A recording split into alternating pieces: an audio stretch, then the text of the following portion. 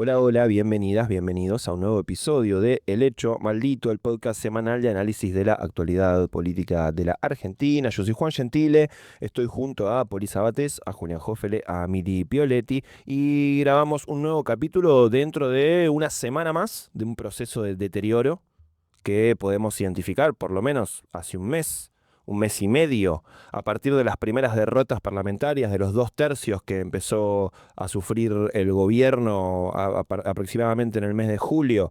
Desde entonces solo se sucedieron situaciones adversas para el oficialismo nacional, encabezado por un Javier Milei que por estos días aparece desdibujado, desangelado, como si hubiera perdido la magia, ¿no? Presentó un proyecto de presupuesto para el año 2026, leyendo un texto muy alejado del Milei genuino, histriónico, confrontativo, que lo llevó al lugar donde está, sino muy aplacado, prometiendo aumentos que después, si uno iba a rascar un poquito el detalle de ese presupuesto, en realidad terminaban haciendo rebajas, ¿no? En los sectores salud, discapacidad, educación.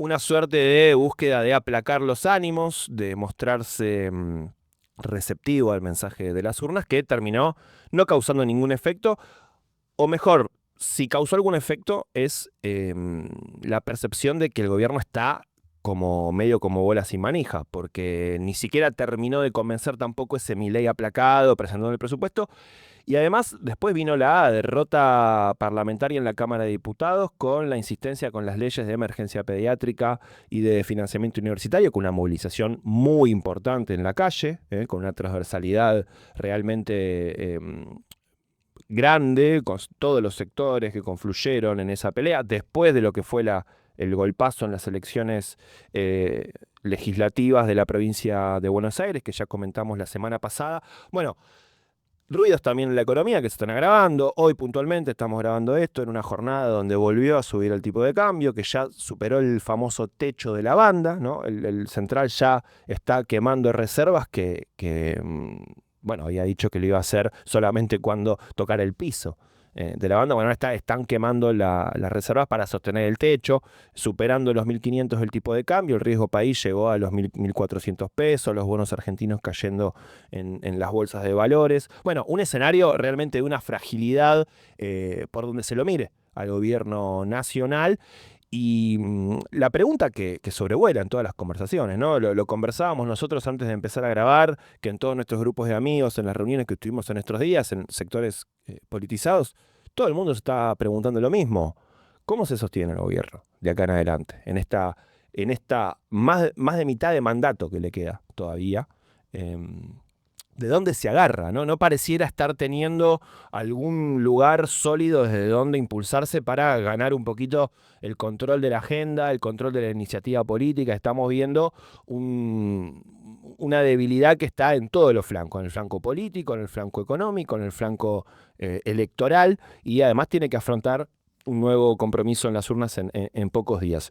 Es delicada la conversación también, ¿no? Porque bueno, cuando se abren situaciones de fragilidad democrática e institucional, el desenlace es incierto, ¿no? Si uno mira la historia de las últimas décadas de la Argentina, son situaciones que no se tramitan sin violencia, sin situaciones de represión, sin movilizaciones masivas, sin conflictividad y sobre todo, esto ya lo digo a título personal y me gustaría escuchar acá a mis compañeros cómo lo ven, sin garantías de que la salida sea algo en un sentido popular, ¿no?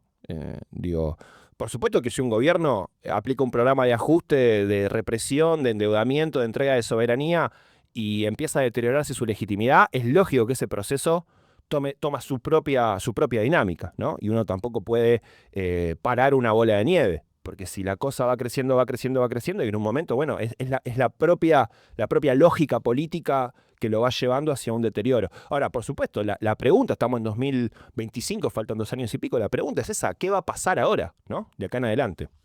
Es delicada, sí, es delicada la conversación porque es tabú, porque es muy difícil llevarla a cabo sin, uy, querés terminar el gobierno, sos golpista, y toda esa carga que la entiendo y es lógica, pero a la vez es inevitable la discusión porque faltan 2 años, que es muchísimo tiempo, más de 2 años en realidad para que cambie el gobierno o relija o lo que sea, y es muchísimo tiempo, y a todas luces hay un plan económico y para mí también un plan político que está agotado, también un plan político que son 2 planes distintos, pero me parece que los 2 llegaron como a un agotamiento más o menos en simultáneo, es tabú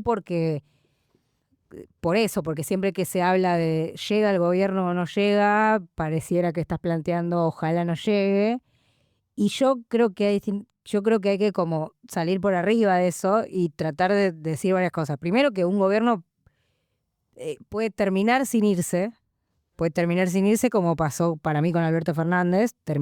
Su gestión terminó bastante antes de que él se vaya efectivamente de la Casa Rosada. Sí, cuando sube Sergio Massa. Cuando sube Massa, incluso antes, que hubo tipo un poco de cefalía y ya no había ni presidente, y para mí un poquitito antes incluso de que suma Massa, pero ahí claramente como un signo completo de ese gobierno, para mí ya había, no el gobierno, el presidente ya había terminado. El presidente ya había terminado todos los signos que lo unían a una representación de cualquier tipo con la sociedad. Entonces, para mí eso primero, como un gobierno puede terminar antes de irse. Un proyecto de gobierno o de presidente, lo voy a separar, en este caso puede terminar sin irse. Y después también un gobierno, 2 cosas más, un gobierno puede caer por su propio peso y sin que nadie lo tire, que me parece que es lo que está pasando ahora. No sé si está cayendo, pero digo, si el escenario que se lee es que el gobierno está cayendo por su propio peso, no porque nadie lo esté tirando con nada. Y me parece que eso está bueno decirlo. Y después, la verdad es que si está cayendo, el gobierno no está encontrando ninguna respuesta, no está encontrando ninguna manera de responder a eso. Entonces es como inevitable la conversación, porque por más de que no la quieras dar, de llega, no llega, no llega, Sí. vos ves a un gobierno en caída libre y ves un gobierno que no tiene herramientas para responder a nada. No, además las señales que da insisten en la misma dirección en la que venía, ¿no? Esta idea de acelerar en las curvas, de vetar, del ministro diciendo vamos a quemar hasta el último dólar para sostener el techo de la banda. Digo, Sí. no hay señales tampoco que aplaquen. Absolutamente. Y la última cosa es que también es incómodo decir a veces, pero hay una realidad que es que cada día nuevo de este gobierno es un día menos para nosotros, para mí. Esto es a título totalmente personal, pero entonces yo no digo el gobierno tiene que terminar los términos institucionales, no sé, igual, entre paréntesis, es bastante careta también esa discusión porque hay un montón de instituciones que sí dejamos caer, como el Estado básicamente, y nadie se está quejando y ahí no te a nadie acusan de golpista, pero bueno, la institución presidencialista es más cuidada, pero cada día que está este gobierno es un día que cae un montón de gente. Entonces, eso también me parece importante plantearlo, no porque tenga que terminar los términos en los que se entiende siempre, pero sí, yo creo que, o sea, tiene que cambiar el rumbo ya, porque si no, nosotros caemos. Y eso sí me parece importante decirlo a mí. Si hay algo que es indudable y en lo que acuerdo con vos, es que no hay acá ningún empuje de la oposición a tirar al gobierno. Muy por el contrario. O sea, muy por el contrario, tuvo una oposición que muchas veces, al menos los sectores identificados como dialoguistas o acuerdistas o falderos, según el término que cada uno le quiera poner, le han garantizado al gobierno un montón de leyes, le han garantizado al gobierno todo el plan económico que quiso tener, lo acompañaron en eso, incluso cuando el gobierno los insultó, los maltrató, los despreció, digo, tuvieron una actitud, yo creo que no por una cuestión patriótica ni mucho menos, sino porque en el fondo acordaban con eso y también porque miraban las encuestas y les daba miedo ponerse del lado de enfrente al electorado que quieren interpelar. Digo, yo creo que veían una conveniencia en eso también política, pero lo cierto es que acompañaron. Y el peronismo tomó la misma actitud desde el principio del gobierno, es decir, tratar de que muchas de las cosas que consideraba que eran perjudiciales para el pueblo, que representaban el ajuste, no avancen. Y lo que pasó en el último tiempo es que cuando el gobierno vetó leyes que iban en un sentido progresivo, se insistió en eso. Entonces, decir que, che, bueno, insististe en una ley que querías sacar, bueno, es bastante razonable. Y no son leyes demenciales. Estamos hablando de recomponer los ingresos de las pensiones por discapacidad, un pequeño aumento jubilatorio. Digo, no es el 82% móvil el proyecto que se votó de jubilaciones, ni mucho menos. Digamos, se estaba votando una recomposición acordada con los sectores más moderados, que es muy poquito. Entonces, en ese contexto, coincido, es 100% autoinfligido, es el fin del plan económico que le presentó Caputo a Milei, que el propio viceministro de Caputo, ya ha ido, sí, dijo, ni yo lo entendía, ni yo sabía cómo explicarlo, no quedaba claro. Bueno, eso para mí está claro que quedó afuera. Ahora, no se ve el plan B. No lo están interpelando, y si algo tiene la política es que vos tenés que tener todo el tiempo otra salida. Digo, el pragmatismo de gobernar implica que, bueno, no es por acá, vamos por allá, y la gente eso no te lo juzga, te lo reconoce. Y si algo hemos dicho de Milei es que cuando tuvo giros pragmáticos, cuando cambió su discurso en algo, su electorado no se lo recriminó nunca, al contrario, dice, perfecto, confío en vos, andá para allá. Bueno, creo que esta vez se está quedando sin siquiera ideas para tener ese cambio de posición. Eso que decís, Joffe, me parece súper interesante porque en gobiernos en donde la paleta de colores de su política es más variopinta, uno entiende que hay varios planes o hay varios giros de timón que un gobierno puede hacer dentro de su plan ideológico, de su proyecto programático, que son coherentes con su línea. Milei, al quemar todas las naves con una línea tan dura de afuera todos los ministerios, de afuera el Banco Central, etcétera, se queda justamente sin esta herramienta, que es una herramienta básica para cualquiera que quiera hacer política y quiere gobernar o aspirar a gobernar algo, que es tener planes B, varios planes B. Y creo que eso habla de la inexpertise política que tiene Javier Milei, hay que decirlo, y toda la libertad avanza. Esta semana en el Wall Street Journal salió una nota que hablaba sobre Karina Milei como el lastre de Javier Milei, y la ponían como el lastre del presidente para finalizar su mandato, en una repostera poco profesional, ¿no? El Wall Street Journal se está haciendo como eco de que a Milei hoy de verdad lo está hundiendo la hermana, digamos, hoy, lo que decíamos en el capítulo anterior, está involucradísima en un caso de corrupción muy grosero, y él no se puede despegar de ella. O sea, no se puede despegar a nivel lazos de familia, no se puede despegar a nivel, creo que emocional también. No es un secreto que ella es el sostén emocional de Javier Milei, una persona muy desequilibrada. Esta semana también habló el Presto libertario, si los hay, diciendo abiertamente, che, tipo entre nosotros, entre los libertarios, Javier Milei está mal, tiene un problema a nivel mental. Entonces, digo, estamos hablando de esto, una persona que no se puede desligar de alguien muy importante que es su hermana. Y otra cosa que no me quería olvidar con esto de que creo que el post-vetos y otras cuestiones que ya vamos a hablar de Senado, inaugura una segunda etapa en el gobierno de Milei, en donde el tono es diferente, en donde dijo algo así como, si bien somos el mejor gobierno de la historia, entiendo que ustedes no lleguen a fin de mes. Lo cual es raro, porque si sacaste 12 millones de personas de la pobreza, pero otros no llegan a fin de mes, no me dan los cálculos. Es una nueva forma de pobreza. Ay, claro, boludo. Yo nunca me doy cuenta de esas cosas. ¿Vos te das cuenta? Le daba 15 a Ritorno. Ah, lo escuché. 3 Lo escuché a Ritondo, sí. Él metió 3 millones más. No Subí sé. al barco 3 millones. Eran 15 millones. Sí. Ya está, salvamos el país. Pero digo, eso. Milei está perdiendo el norte y no tiene un plan B al que hacer uso. Hablabas de Karina y no quiero dejar de recordar que no solamente está completamente involucrada en los audios de las coimas en discapacidad, sino que también está completamente involucrada en el escándalo de Libra, que ya nos quedó viejo, pero vamos a refrescar un poquito la memoria, porque los acontecimientos se suceden semana a semana y las cosas quedan antiguas. Digo, Karina en el centro de esos 2 episodios que fueron de un nivel de explicitud tanto el de Libra, los tipos involucrados diciendo, le escribís a la hermana, le pagás tanta guita y el tipo hace lo que vos le decís, y en el caso de discapacidades, Karina se lleva el 3. Digo, no había que hacer ningún giro interpretativo, no había que pensar como en el caso de otras causas de corrupción que sacuden la Sí, política. rastrear la trazabilidad de la cadena plata. de Sí. mando no puede no estar al tanto porque está en el Poder Ejecutivo. No. No había que hacer ningún ejercicio de interpretación.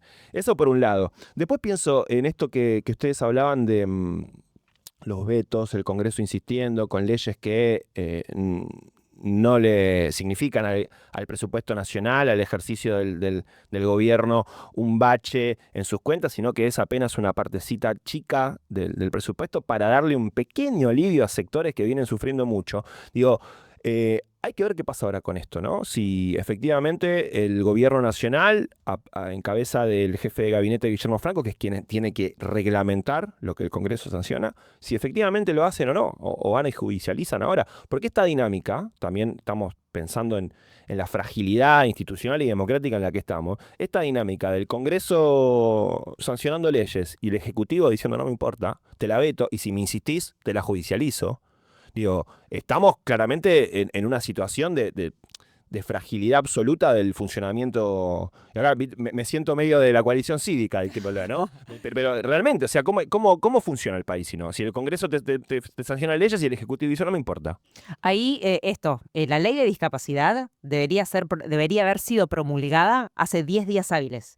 O sea, ya hay una denuncia de incumplimiento de los deberes del funcionario público porque hay una ley en la cual se insistió y no se reglamentó. O sea, esto ya lo habíamos dicho en capítulos anteriores. El gobierno está ya entrando en ciertos caminos paralelos a la democracia respecto de promulgar o no promulgar leyes, que es gravísimo, y es probable que haga lo mismo con universidades y con Garrahan si eso sucede.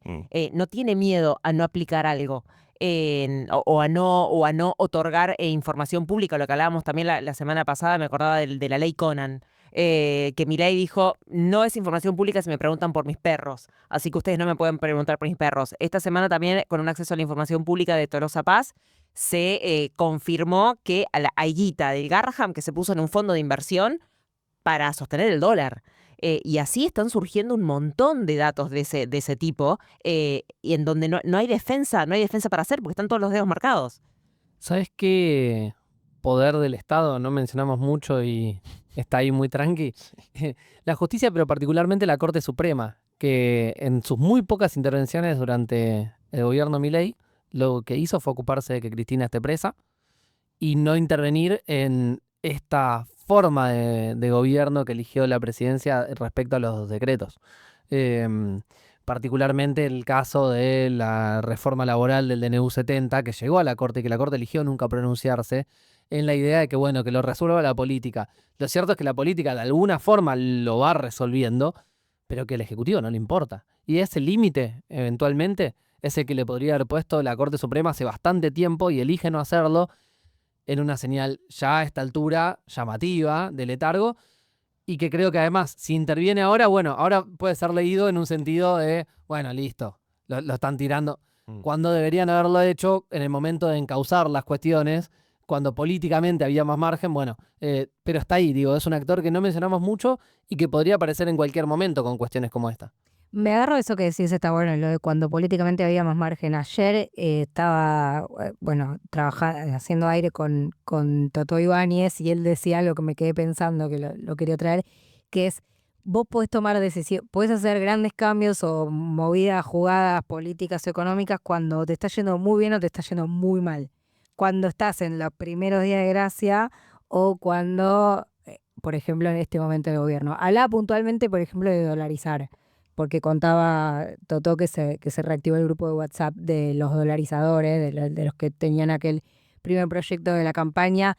Yo me quedé pensando eso, porque a priori yo pienso que, que esas grandes movidas las podés hacer cuando te está yendo bien, cuando tenés nafta, pero me pregunto qué pasa si porque vuelvo a lo que decía al principio, para mí el gobierno no está encontrando respuesta. No veo tan claramente que la esté buscando así profundamente con autocrítica, pero no está encontrando una respuesta para salir de esta crisis. Y planteo la pregunta, puede ser, no digo con algo tan fuerte como la dolarización, pero con una jugada muy fuerte que la haga cuando tiene un muy mal momento político como este, no sé. Bueno, el kirchnerismo tenía también esa dinámica. Cuando estaba contra las cuerdas, estaba en los momentos de debilidad política, salía con otra. Te cambiaba el escenario, te tiraba arriba el YPF, te tiraba arriba una ley que ponía a la sociedad a discutir de otra cosa. Pero bueno, eso era iniciativa política. El gobierno en este momento parece estar completamente vacío de iniciativa política. Lo que uno percibe es que no saben por dónde salir, están tan contra las cuerdas y no tienen ni siquiera una idea de por dónde poder cambiar el eje de la discusión. Bueno, de hecho, designaron un nuevo ministro de Interior que sería como un gesto, ¿no? Vos decís, bueno, ministro de Interior, ¿cuál es la idea? Reactivar vínculo con las provincias, los gobernadores.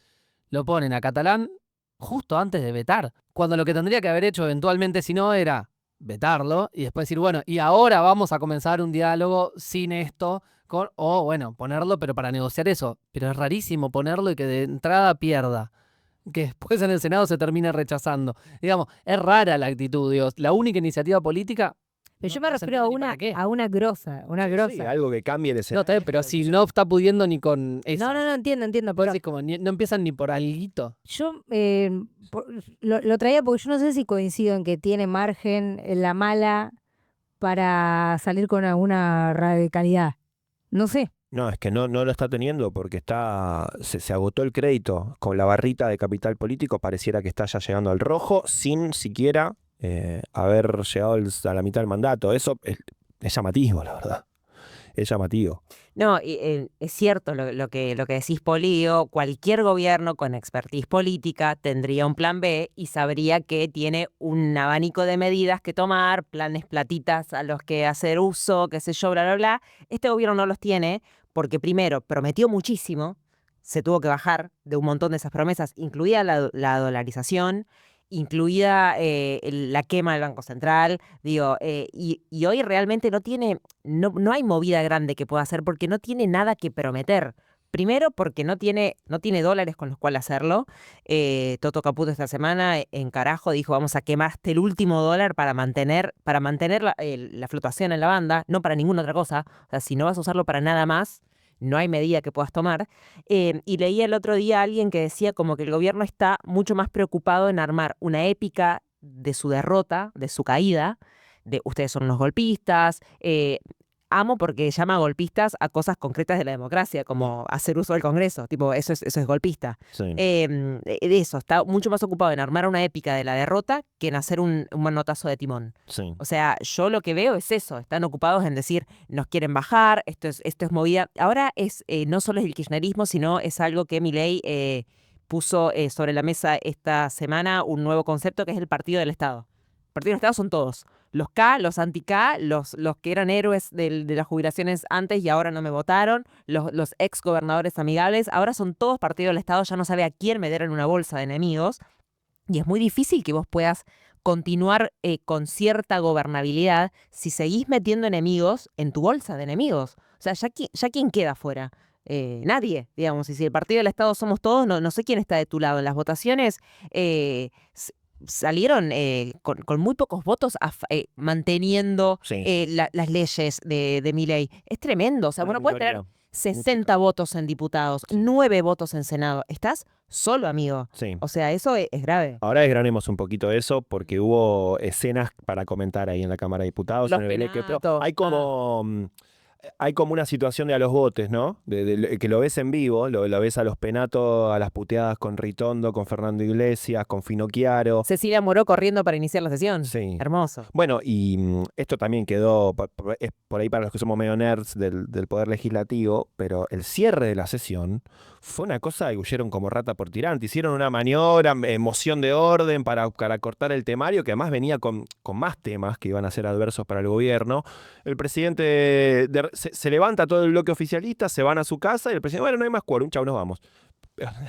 Entonces, son escenas que más allá de lo anecdótico, de que en el momento vos lo puedes estar viendo a la noche en tu casa con un tecito y decir qué divertido, cristalizan, ponen arriba de la mesa, hacen explícito un desbande político. Bueno, ¿y por qué entonces no se puede explicitar, che, qué hacemos con un gobierno terminado. Bueno, es interesante. No sé si con un gobierno terminado, porque los gobiernos van y vienen, hubo muy malos momentos de muchos gobiernos que volvieron, pero digo, es una discusión, es una conversación que hay que tener de, che, estamos todos viendo un barco que se hunde. Está teniendo la política esa conversación, ¿eh? Sí, estamos todos viendo un barco que se hunde. Solo por el miedo a plantear la discusión de qué se hace con un barco que se hunde, no la vamos a tener. Esa discusión de qué hace, porque si se hunde el barco, no se hunde Milei y Karina y los Menem, se hunde toda la gente. Es que, ¿sabes qué pasa? Estamos a un mes de una elección muy importante a nivel nacional. Y esa elección hay que escucharla.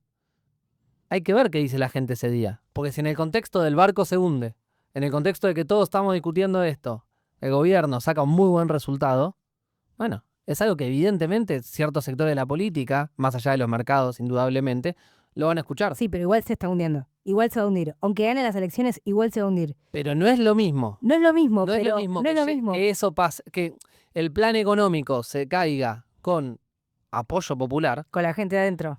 No, con No sé si adentro, Adentro pero con apoyo. claro, sí, sí, sí. que sin eso. Bueno, está bien. Es verdad. Cambia sustancialmente en la actitud que van a terminar teniendo muchos sectores de la vida política e institucional argentina. Si la gente se corre de eso y le deja de votar y se va y vota terceras opciones o le da un buen respaldo al peronismo, bueno, va a ser una cosa. Además el mercado está mirando las resultados electorales y si el gobierno hace una buena elección o no tan mala, le puede llegar a dar un poquito de aire. Porque nos habla también hacia qué nivel de fragmentación social vamos. Pero eso estoy de acuerdo, estoy muy de acuerdo con lo que planteas. Voy a decir algo, voy a decir lo contrario, pero estoy de acuerdo. Porque me parece importante, pero a la vez sí pienso que igual se hunde, ¿entendés? Porque yo pienso que tiene que haber una responsabilidad de toda la política y toda la sociedad, que es, estamos viendo un modelo que ya fracasó, pero no porque por un capricho, ya fracasó ese plan En económico. otro momento de la historia. En otro momento de la historia, en otros países, Sí, sí. está fracasando ahora. O sea, no es normal lo que pasó con el Banco Central ayer. No es normal y no tiene perspectiva sostenible en el tiempo. No puede vender 380 millones de dólares de reserva todos los días. No puede, pero por una cuestión numérica, digo, si sos neoclásico y te gustan los numeritos, tampoco te cierra. Sí. No te cierra. Porque los despidos crecen todos los días, porque cierra la fábrica, porque no es sostenible, porque vos ves en picada, vos ves en caída libre a un modelo y a una sociedad, Entonces, digo, por más de que la gente acompañe en la votación, que puede ser, igual yo digo, hay que tener la conversación sobre que, bueno, avanzan estos 2 años y ya.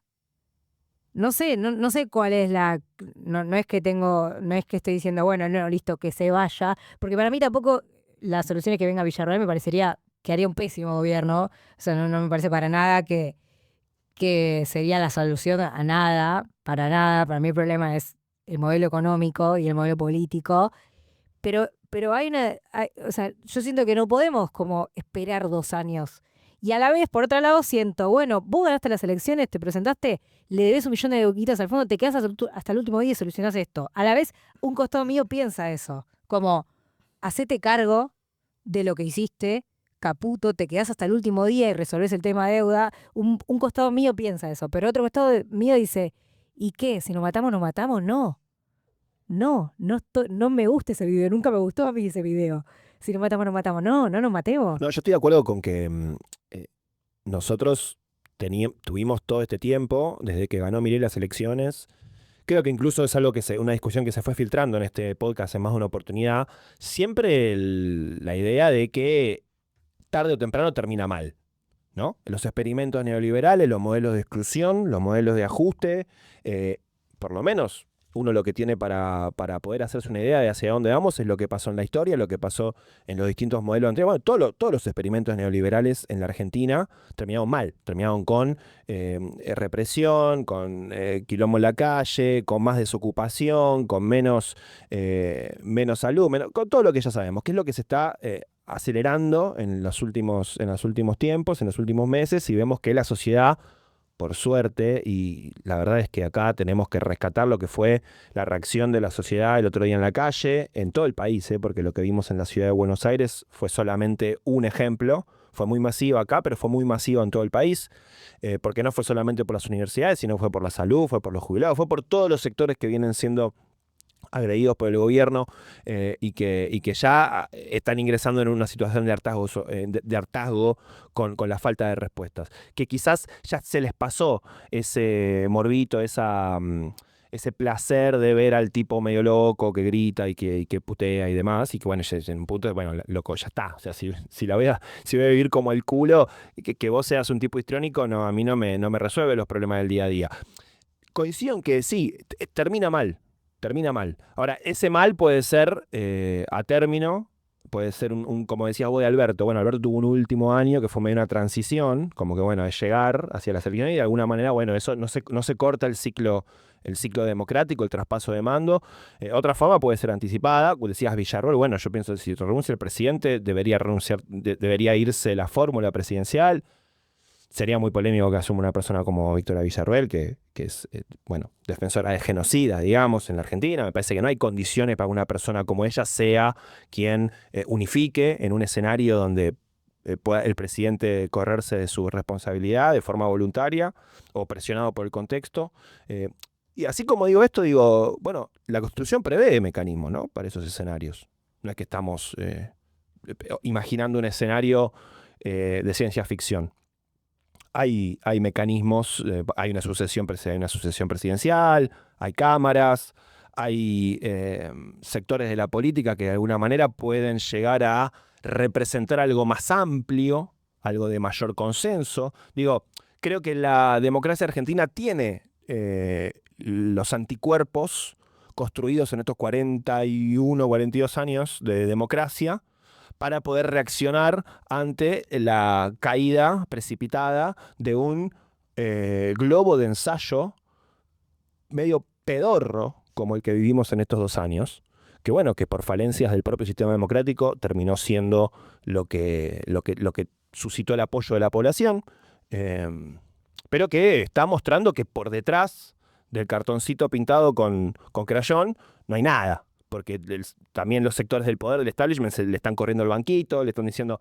Entonces, digo, es una discusión que me parece que no solo la estamos teniendo acá en este podcast, ni nuestros amigos en los asados, la está teniendo la política, eso te decía recién. No, le está teniendo todos los países, cada vez los gobiernos duran menos, no es que no que no terminen los mandatos, hay la alternancia es permanente, nadie reelige, como hay ciclos cortos y eso es una realidad también que no se puede escindir y me parece importante contextualizar lo que está pasando ahora y también un hartazgo de las sociedades que no se bancan sanamente, a mi juicio, no se bancan ciclos largos de transformaciones porque la vida pasa y las cosas tardan y uno quiere estar bien. Pero, no sé, faltan 2 años que es una banda, eso es lo que yo insisto, porque si no veo margen para que toda la destrucción y las transformaciones que hubo en estos menos de 2 años se repliquen, se dupliquen a otros 2 años. No la veo. No me parece. Y tampoco ves a un gobierno volanteando, me imagino, ¿no? Digo, diciendo de repente, bueno, No. hacemos un giro. Ni hablar. Y tampoco me gustaría que se vaya ahora el gobierno, porque de verdad que es un caos tremendo. Lo que planteo es cómo hay una solución política de conjunto para... Bueno, vos te vas a quedar porque es lo que votó la gente, es lo que corresponde, y además pues te tenés que hacer cargo, porque yo insisto con esto, te presentaste para hacer gobierno 4 años, te quedás hasta el último día y te haces cargo. Bueno, ¿cómo de conjunto encontramos una solución política para que vos resuelvas la situación y que no se vaya todo el carajo a costa de la gente? Podría empezar, por ejemplo, reglamentando la ley de emergencia pediátrica, dando las pensiones que dio de baja, reglamentando la ley de emergencia... Y bueno, por eso es un consenso social entre calle, poder judicial, poder legislativo. Eso es lo que propongo como... No, lo que Tu propongo, propuesta es más democrática todavía de lo que suena en realidad, porque no es una propuesta de, bueno, que se caiga y venga... O sea, mi propuesta es, el gobierno así no puede seguir. Sí, es que, yo creo que Y hay que sacarse la ¿no? careta de no, bueno, tiene que también. Así no puedes, Hay no un puedes. consenso en eso. Entiendo todo lo que están diciendo, pero voy a retomar algo que dijo Jofe hace un rato, que todo esto que estamos diciendo puede matizarse muchísimo con un resultado positivo para el gobierno en octubre. Digo, capaz que muchas de nuestras palabras no las tengamos que tragar porque en octubre haya no un respaldo más, no sé, no, honestamente en este país no lo sé, pero sí quería también retomar esto que dijo Jofe, que digo, las realidades que vemos, las ventanas y las realidades y las imágenes que vemos y las fotos que vemos son cortas también. Digo, octubre puede cambiar diametralmente lo que estamos viendo. la imagen, no así el fondo, que es lo que dice Poli. El plan está mal. El plan va a fracasar. No lo decimos nosotros en este podcast, ni nuestros amigos en los asados, ni Cristina Kirchner permanentemente que lo menciona, lo dice Joaquín Cotani, ex viceministro de Caputo, que no solo dijo no entendí el plan, dijo si entendí lo que creo que entendí, está mal. O sea, no va a funcionar. No, es gravísimo lo que dijo. Y lo de la Asamblea Legislativa lo dijimos acá la semana pasada, lo dijo Moralo Solá, Sí, no tal lo dijo cual. el Partido Obrero, digamos. Tal cual. Pero digo, esto, el plan no va a funcionar si el plan maestro de Caputo era el RIGI, por el cual entraron, no sé, 4 empresas, 7 empresas, no me acuerdo, eran muy poquitas, eran menos de 10. 7, sí. 7. 7 empresas, chicos, al RIGI. Es un desastre de política pública. Si tu idea maravillosa era poner a la venta empresas públicas que ni siquiera se están ejecutando esas ventas, porque ¿quién va a querer comprar? Hablando de eso, se puso a la venta casi la mitad del paquete accionario de Nucleoeléctrica. Nada, nadie está diciendo con el cartel de somos Vicentín, somos Nucleoeléctrica, pero bueno, digo, es algo que está sucediendo. Evidentemente el plan no funciona ni no va a funcionar.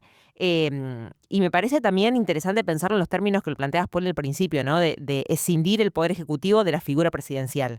De si esto es una crisis del Poder Ejecutivo, si es una crisis del sistema, del programa económico, o si es una crisis de la investidura presidencial, que creo que son las 3 cosas a la vez. Milei está desangeladísimo, está siendo bastante ridiculizado porque ahora lee discursos que no son de él, ahora dice capaz me equivoqué, ahora dice no voy a insultar más. Lo están modificando al monigote para que sea otra cosa. Y eso habla de que está perdiendo su autenticidad porque lo están forzando a cambiar en algo. No sé si vieron un spot de La Libertad Avanza también de estos días. Milei besando gente. Sí.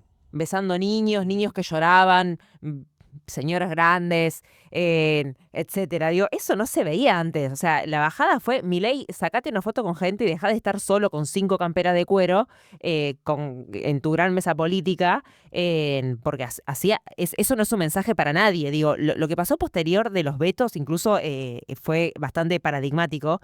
Milei recibe en Casa Rosada a Virginia Gallardo. ¿Ese es el plan?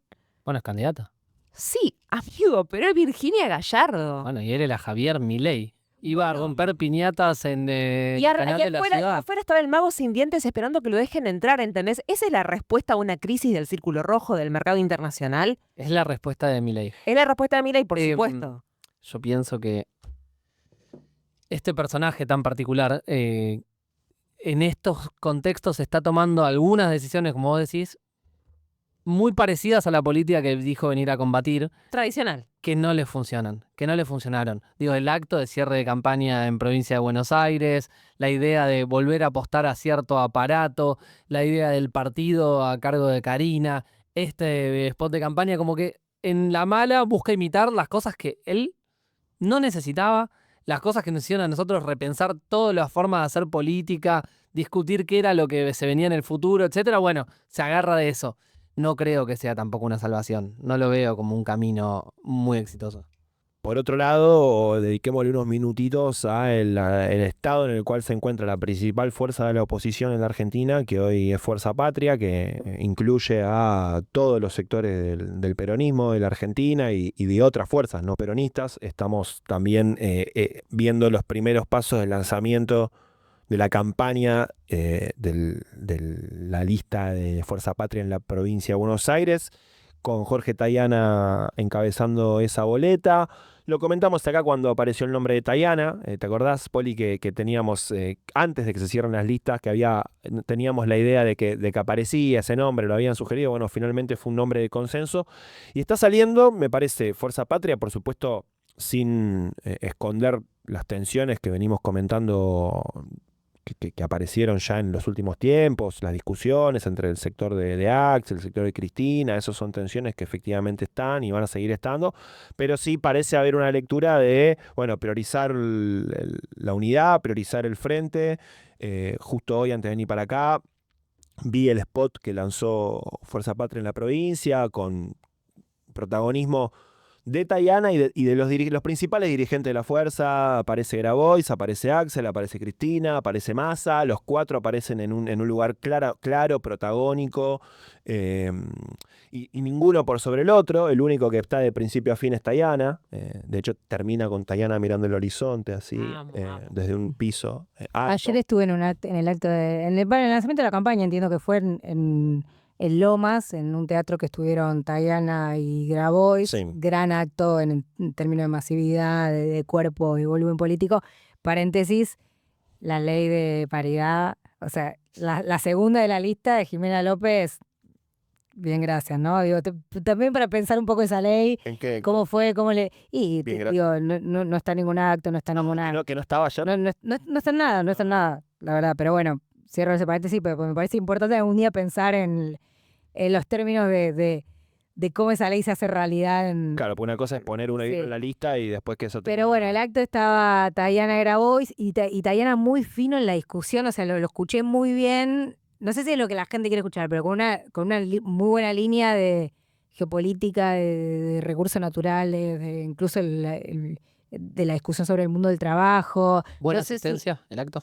Sí, no, masivo, ¿no? Bueno, Lomas es un bastión peronista que siempre metes un acto y te lo recontrayena, ¿no? Pero Intendente presente, todo. todo el aparato peronista presentó Termín, pero muy, muy importante el acto, y Tayana muy bien, bueno, Grabois también, pero Grabois siempre habla de esos temas, pero Tayana como muy bien de línea, dando como discusiones de futuro muy importantes.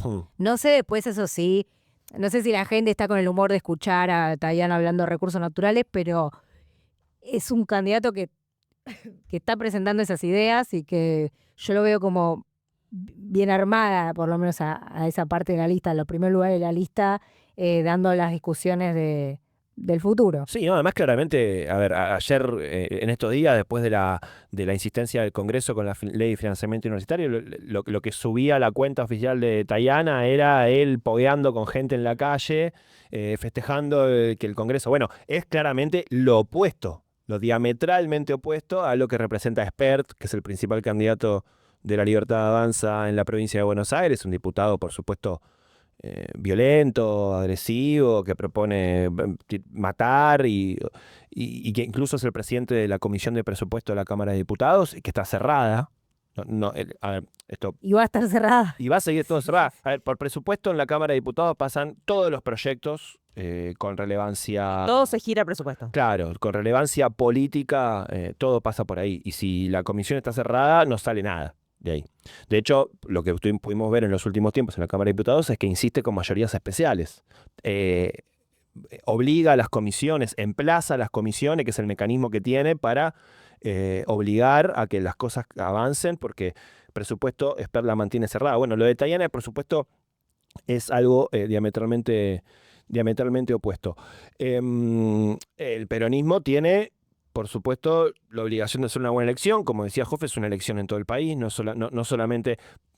La elección del 7 de septiembre está ahí como un punto de comparación. Va a ser difícil no estar mirando esa diferencia tan grande, ¿no? Por eso cuando analizábamos la semana pasada los resultados, bueno, también es un poquito un arma de doble filo, ¿no? Esos 14 puntos de diferencia de Fuerza Patria, porque te ponen la vara ahí. Y hay muchas cosas distintas en octubre. Claro, las provincias cada una su historia. Primero se vota distinto. O sea, de por sí no va a haber una boleta que vos lleves al cuarto oscuro, metas. Hay que darle ahí la crucecita. Cambia. Los sistemas de votación han demostrado históricamente que afectan los resultados también. O sea, modifican la forma de elegir de la gente. Mucho, poco, bueno, veremos. Capaz eso incide poco, capaz incide un poco más. Puede ser. Digo, que la elección se dé en todo el país, cambia de circunstancia. Hay algunas cuestiones pequeñas del padrón que también se modifican. En el caso, por ejemplo, de la provincia, en la elección local votan extranjeros, en la elección nacional no vota el padrón de extranjeros. Algo más de 200.000 y pico de personas, donde el peronismo le va bien. El rol de los intendentes, el rol de la militancia en cada uno de los territorios, el apoyo a las gestiones municipales. Hay que ver si todo eso se logra traducir a octubre. Lo que no debería el peronismo es perder esa elección o ganarla por una diferencia muy exigua, ¿no? Eso está claro que eso implicaría algo extraño, pero puede que no sea la misma diferencia, eso está... Un ítem que sumo a lo que dice Joffe, que es importante también en términos de ausentismo y todo lo que estuvimos hablando en los últimos programas, es que con la boleta grande, digamos, con la boleta única, suele pasar, como dice Joffe, que por desconocimiento el voto en blanco sube mucho. Pero no porque la persona no haya ido o haya conscientemente votado en blanco, sino porque se olvidó de marcar un casillero. Eso pasa muchísimo, ha pasado en un montón de provincias ya con esas boletas.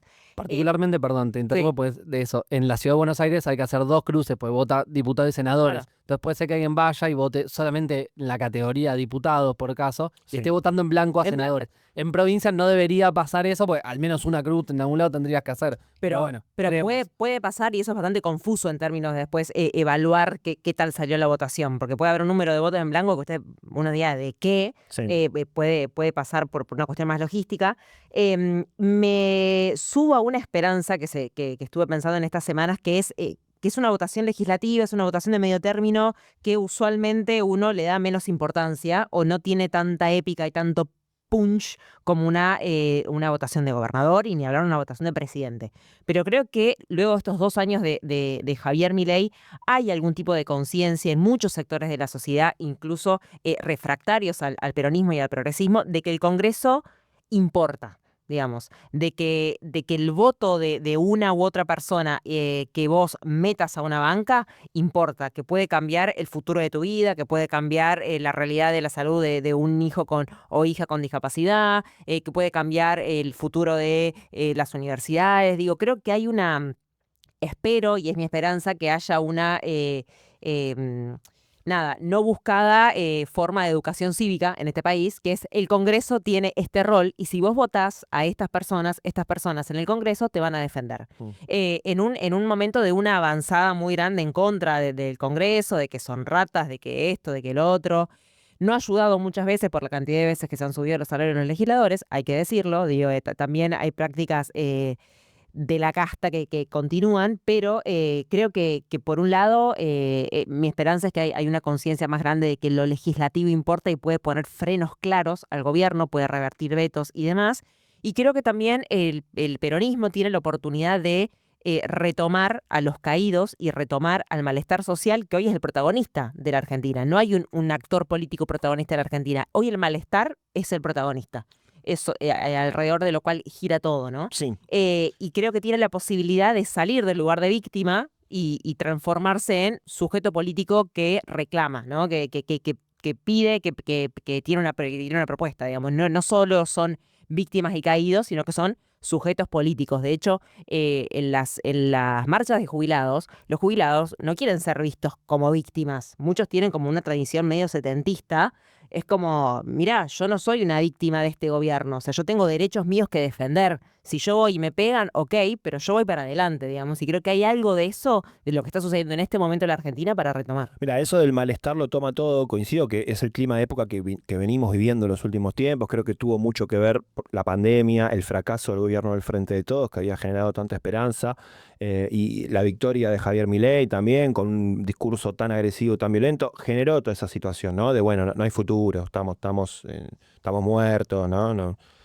Pero me parece que en este último tiempo estamos viviendo algunos signos de cambio, no sé si de época, pero sí por lo menos de clima en términos masivos. Digo, la movilización del otro día, la elección en la provincia de Buenos Aires, nos estamos reconectando con aquellas cosas que nos dan orgullo como argentinos, ¿no? Defender la universidad pública, defender al Garrahan, defender a nuestros viejos, a las personas que sufren porque tienen una discapacidad.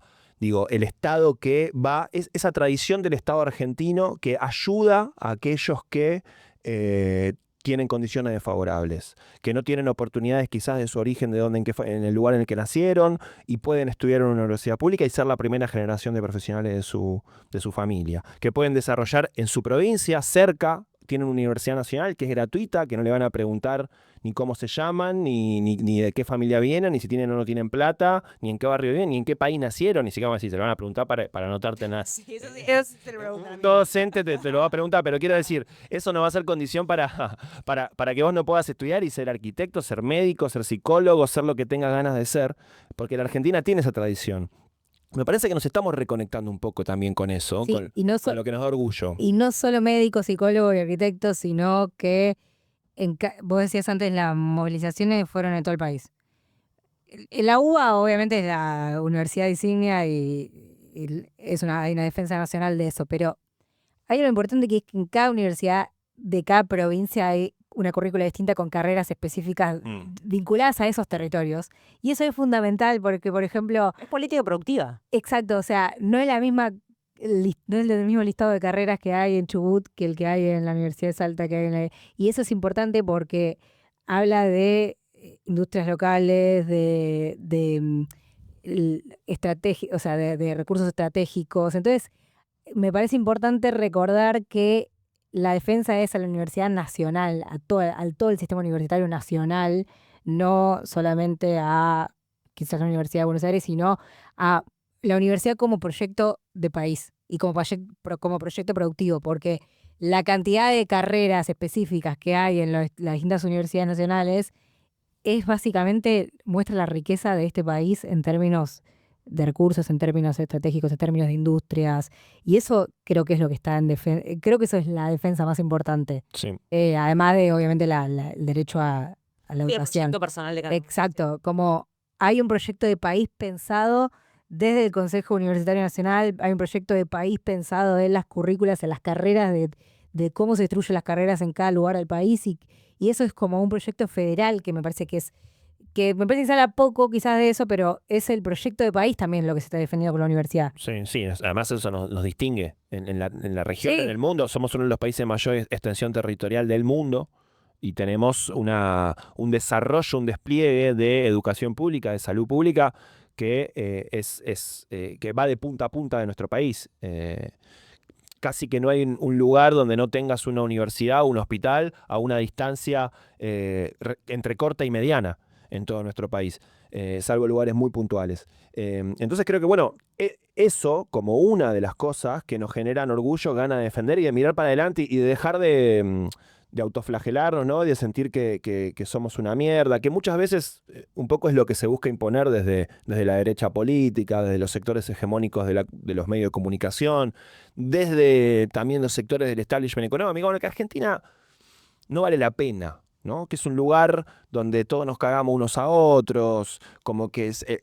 todo esto ya más profundo, ¿no? Pero esa construcción de que es el ser argentino. Homo argentum. Sí, exactamente. Ser un garca. Ser un garca no hay futuro. Y la verdad que tenemos, nosotros, el que recorre, por supuesto, el que tiene un poquito de apertura, ¿no? Y voluntad de recibir un poco lo que tiene en su entorno, pero el que recorre el país y conversa en los distintos lugares de la Argentina con la gente, sabe que hay otra Argentina, que no es la que está en los canales de televisión, que no es la que está en las películas que le gustan al presidente, que hay una Argentina que es solidaria, que hay una Argentina que tiene orgullo, que tiene orgullo de sus laburantes, de sus médicos, de sus enfermeros, de sus docentes, y que cuando hay un problema en el barrio ayuda, que tiene esa predisposición de ir y ayudar al que está del otro lado, porque sabe que ese también lo va a ayudar a uno. Digo, está todo esa, digo, esto no es una construcción tampoco idealizada, sabemos que hay crueldad y que hay un montón de mierda en el género humano, pero la verdad es que, a ver, hay toda una Argentina que es la que nos trajo a estar donde estábamos. Nosotros acá somos todos recibidos en la universidad pública, digo, que nos llevó en algunos otros momentos de la historia nuestra a tener un lugar de mayor relevancia y sobre todo a poder desarrollar una clase media importante. Somos conocidos en el mundo por nuestros científicos, ¿no? Que hacen aportes muy, muy grandes al desarrollo de la ciencia a nivel mundial. Estás re tallana, amigo. Estoy retallana, sí. Estás re tallana. Muy JT. Yo le dije, lo voy a decir acá, lo dije en otros lugares donde tengo la posibilidad de intervenir. A mí la época esta me está haciendo línea dura, me está haciendo cada vez más dura. No sé si alguna vez fui otra cosa. Peronista de Tayana. Totalmente. Yo soy peronista, pero peronista de Tayana. Claro. No, estoy cansado estoy cansado de las referencias juveniles neoconservadoras. O sea, siento que es una tragedia de nuestra época. Pero bueno, mi amigo Jofele me ha dicho más de una vez, amigo, eso es nicho de Twitter. No le des bola. Así que estoy en esa ahora. Perfecto. Me gusta. Che, bueno, hemos terminado este capítulo con más dudas que certezas, ¿no? Pero bueno. Dile a la gente que comparta, por favor. Por favor, la gente, necesitamos que compartan en sus redes sociales este capítulo. Hubo récord de escuchas la semana pasada, nuevamente. Sí, Nos récord. venimos superando Sí. todos los fines de semana. Sí, estamos en un pico importante. La crisis nos ayuda también. Sí, total. Nuestro crecimiento es inversamente proporcional del gobierno. Sí, total. Más cerca de se viene, más gente escucha el hecho. Cuanto peor, mejor para nosotros. Siga así, Riesgo País. No pare. No, paren, sí, siguen. Estamos en YouTube, estamos en Spotify, podés compartir, me gusta, todas esas cosas realmente nos Igual te ayudan. baja que te da de pedirlo, ¿no? Sí, además ya en minutos finales del chat. Ya la gente también apagó. ya se fue, sí. Está bien. Pero por favor, háganlo, nos dan una manito. Nos va muy bien en Spotify, la plataforma que no te muestra cuántas reproducciones hay. Y en YouTube, como estamos a partir de este año, estamos remando a poquito, pero también estamos creciendo todas las semanas. Esto ha sido El Hecho Maldito. Estuvo Poli Sabatés, estuvo Julián Jofele, estuvo Mili Pioletti, yo soy Juan Gentile y Angie Chésares, nuestra compañera a cargo de nuestras redes sociales, las portadas de los episodios. Nos volvemos a encontrar la semana que viene. Chau, chau.